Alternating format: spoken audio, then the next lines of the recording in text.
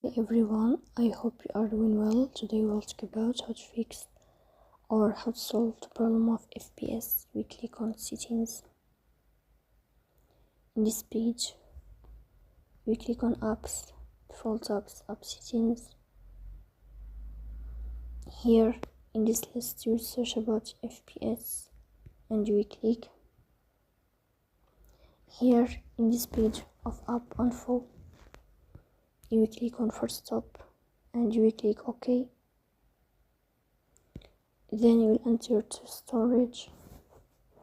Here you will click on clear cache.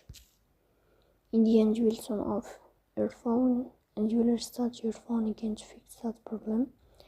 So that's all. Don't forget to support us by like and subscribe. See you next time and thank you for your watching and your attention.